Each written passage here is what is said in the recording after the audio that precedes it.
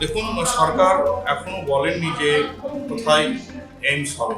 তো আমি এখনই কাউকে আশাহত বা অতি উৎসাহিত হওয়ার কথা বলবো না।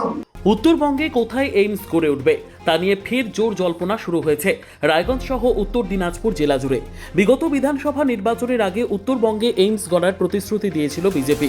এরপর ভোট পরবর্তী সময়ে কেন্দ্রের কাছে এইমসের প্রস্তাব পাঠানোর ঘোষণা করা হয়েছে।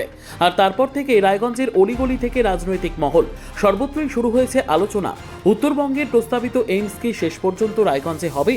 এই প্রসঙ্গে কালিয়াগঞ্জের বিধায়ক উৎপল মহারাজ বলেন, এইমস নিয়ে অহেতুক বিতর্ক তৈরি হয়েছে। এখনো সরকারিভাবে কোথাও ঘোষণা করা হয়নি কোথায় এইমস হবে। অহেতুক বিতর্ক সংবাদ মাধ্যম থেকে বা জনমানসে একটা তৈরি হয়েছে। দেখুন, সরকার এখনো বলেননি যে কোথায় এইমস হবে। যেহেতু প্রিয়রঞ্জন দাস মুন্সি থেকে শুরু করে আমাদের প্রিয় সাংসদ কার্তিক চন্দ্র পাল এবং পরবর্তীকালে আমাদের স্বরাষ্ট্র মন্ত্রী মাননীয় শ্রী অমিত শাহজি বারবার তারা উল্লেখ করেছেন রায়গঞ্জে এইমস হবে। তাই রায়গঞ্জবাসী, উত্তর দিনাজপুরবাসীর এইমস নিয়ে একটা বড় আবেগ রয়েছে এবং এটা প্রয়োজনও বটে। তাই উত্তরবঙ্গবাসী এবং উত্তর দিনাজপুরবাসী হিসাবে আমরা রায়গঞ্জ বা রায়গঞ্জ সন্নিহিত কোনো অঞ্চলে এইমসটা করতে আগ্রহ প্রকাশ করব এবং তার জন্য আমাদের মাননীয় সাংসদ কেন্দ্রীয় স্তরে এবং আমরা যারা এমএলএ রয়েছি, আমরা রাজ্য স্তরে যেখানে যেখানে কথা বলার প্রয়োজন হবে আমরা সেখানে কথা বলব।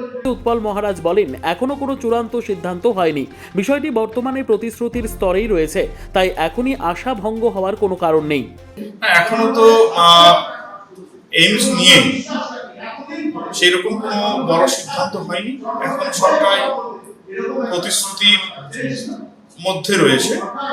তো যখন এইমসটা নিয়ে আরো কাজকর্ম এভাবে আরো যখন বাস্তবায়িত হবে তখন আমরা বুঝতে পারবো এইমসটা কোথায় হচ্ছে। তো আমি এখনই কাউকে আশাহত বা অতি উৎসাহিত হওয়ার কথা বলবো না।